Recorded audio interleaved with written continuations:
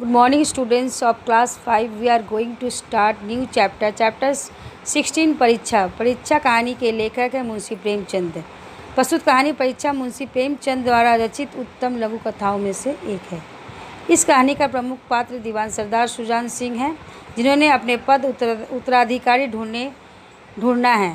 देखते हैं, आइए उनका अनुभवी उपयुक्त व्यक्ति को चुनने के लिए किस प्रकार काम आता है। स्टार्ट। जब रियासत दरबार देवघर के दीवान सरदार सुजान सिंह बूढ़े हुए तो उन्हें परमात्मा की याद आई, जो जाकर उन्हें महाराज से विनय की, दीनबंधु, इस दास के श्रीमान की सेवा 40 साल तक थी। यह मेरी अवस्था ढल गई है। राज का संभालने की शक्ति मुझ में नहीं रही। कहीं भूल चूक हो जाए तो बुढ़ापे में दाग लग जाएगी। राजा साहब अपने अनुभवी नीति कुशल दीवान का बड़ा आदर करते थे। रियासत के लिए नया दीवान आप ही को ही खोजना पड़ेगा। दूसरे दिन देश के प्रसिद्ध पत्र माने न्यूज़पेपर में यह विज्ञापन निकला कि देवघर के लिए एक सुयोग्य दीवान की ज़रूरत है। जो सज्जन अपने इस पद के योग समझे वे वर्तमान दीवान सरदार सुजान सिंह की सेवा में उपस्थित हो। यह विज्ञापन में सारे देश में हलचल मच गई। ऐसा पद है, किसी प्रकार का बंधन नहीं है, केवल नसीब का खेल है। सैकड़ों आदमी अपना पद भाग परखने के लिए चल पड़े। कोई पंजाब से आता है, कोई चेन्नई से, कोई नए फैशन की प्रेमी, कोई पुराने सादगी का मिटा हुआ। पंडित और मौलवी को भी अपने अपने भाग्य की परीक्षा करने का अवसर मिला, लेकिन सब विशेष संख्या में ग्रेजुएट की थी, क्योंकि सनद में डिग्री का कैद न होने पर भी सनद से पर्दा ढका रहता था। सरदार सुजान सिंह ने इस अनुभवी को आदर सत्कार का बड़ा अच्छा प्रबंध कर दिया। लोग अपने अपने कमरों में बैठे रोजेदार मुसलमानों की तरह महीनों में दिना गिना करते थे। जो व्यक्ति अपने जीवन में अपनी बुद्धि के अनुसार अच्छे रूप दिखाने की कोशिश करता है, मिस्टर और 9 बजे दिन तक सोया करते थे, आजकल वह बगीचे में टहलते हुए उषा का दर्शन करते हैं। मिस्टर बॉ हुक्का पीने का लत थी, पर आजकल वह रात को किवाड़ी बंद करके अंधेरे में सिगरेट पीते थे। मिस्टर दौ शौ जौ उनके घरों पर नौकरों को नाक में दम था, लेकिन वे सज्जन आजकल आप और जनाब के वगैरह नौकरों से बातचीत नहीं करते थे। महाशय कौन नास्तिक थे, हक्सले में उपासक अग्रह, मगर आजकल उनका धर्मनिष्ठा देखकर मंदिर के पुजारी का पंचयुक्त हो जाने का शंका लगी रहती थी, जिसमें बात कीजिए कि वह नम्रता और सदाचार और देवता बना मालूम पड़ता है। शर्मा जी रात में वेद मंत्र पढ़ने लगते हैं। मौलवी साहब का नमाज और तिलवात के सिवा और कोई काम न था। लोग समझते थे कि 1 महीने का झंझट है, किसी तरह काट ले, कहीं कार्य सिद्ध हो जाए तो कौन पूछता है। एक दिन एक फैशन वालों को सूझी कि आप में से हॉकी का खेल हो जाए। यह प्रस्ताव हॉकी के मजे हुए खिलाड़ी ने पेश किया। यह भी तो आखिर एक विद्या है, इसमें इसे क्यों छिपा कर रखे हो। संभव है कि कुछ हाथों की सफाई ही काम कर जाए। 40 तय हो गए, फील्ड बन गया, खेल शुरू हो जाए और गेंद किसी तरह दफ्तर में ऑस्टिक की तरह ठोकर खाने लगी। रियासत देवघर में एक खेल बिल्कुल निराली बात थी। पढ़े लिखे भले मानुस लोग शतरंज और ताश जैसे गंभीर खेला करते हैं। खेल बड़े उत्साह जारी था। धावे में लोग जब गेंद को लेकर तेज से उड़ते तो ऐसा जान पड़ता कि वह कोई लहर बढ़ती चली आती है, लेकिन दूसरे ओर से खिलाड़ी इस बढ़ती हुई लहर को इस तरह रोक लेते कि मानो लोहे की दीवान हो। संध्या तक यही धूम रही। लोग पसीने से तर हो गए थे। खून की गर्मी आंखों की चेहरे झलक रही थी। हाँफते हाँफते बेहद हो गए थे। इस मैदान में जरा दूर हटकर एक नाला था, उस पर कुछ पुल न था। पथिक को नाले से चलकर आना पड़ता था। खेल अभी बंद हुई थी और खिलाड़ी लोग दम ले रहे थे। एक किसान अनाज से भरी हुई गाड़ी लिए उस नाले को ओर जा रहे थे, लेकिन कुछ ही नालों में कीचड़ थी और कुछ उनकी चढ़ाई इतनी ऊंची थी कि गाड़ी ऊपर ना चढ़ सकती।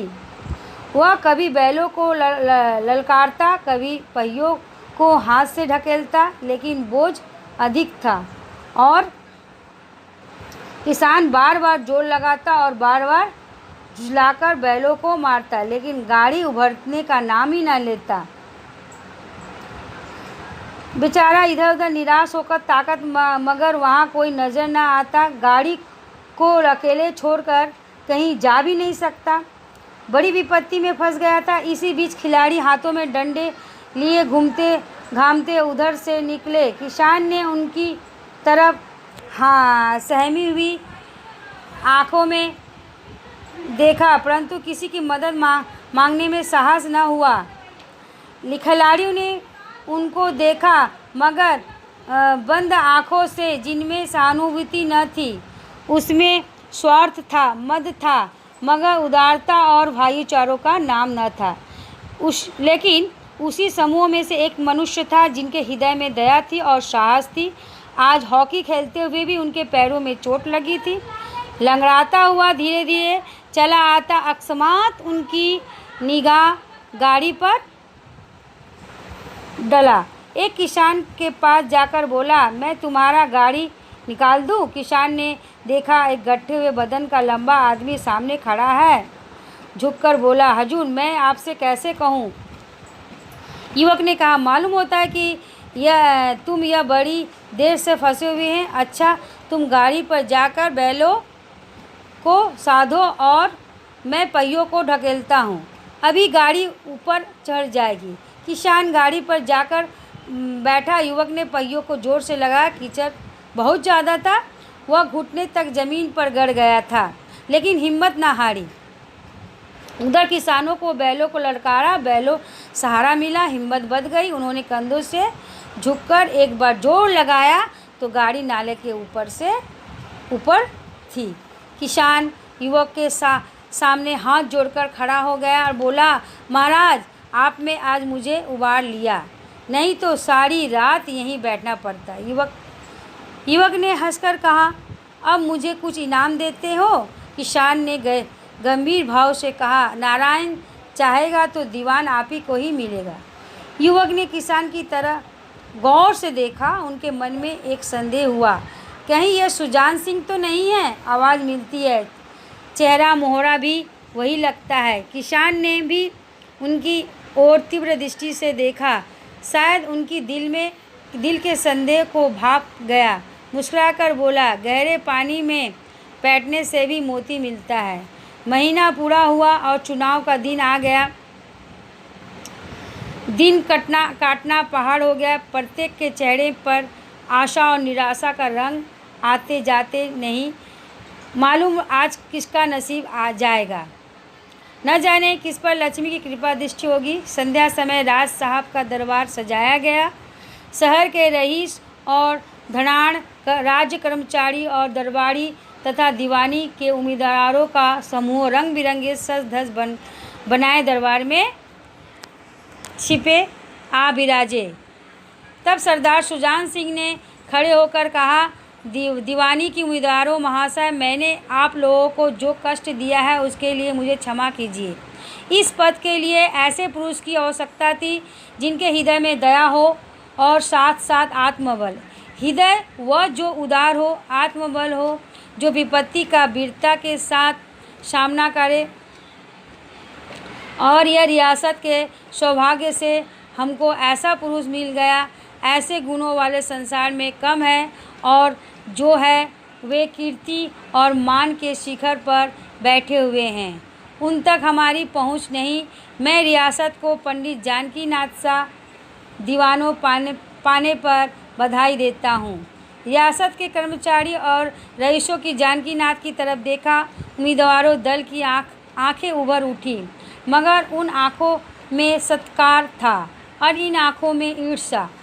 सरदार साहब ने फिर फरमाया, आप लोग को यह स्वीकार करने में कोई आपत्ति तो न हो, जो पुरुष स्वयं जख्मी होकर एक गरीब किसानों की भरी हुई गाड़ी को दलदल से निकालकर नाले के ऊपर चढ़ा दे, उनके हृदय में साहस, आत्मबल, उदारता और वास है। ऐसे आदमी गरीबों को कभी ना सताएगा। उनका संकल्प दृढ़ है, जो उनके चित्त को स्थिर रखेगा। वह चाहे धोखा खा जाए, परंतु दया और धर्म में कभी ना हटेगा। धन्यवाद। Thank you for watching the video. To know more about us, click www.stxavierspublicschool.com. If you like our video, then share and subscribe, please. Tata all my friend. I see you again in next video.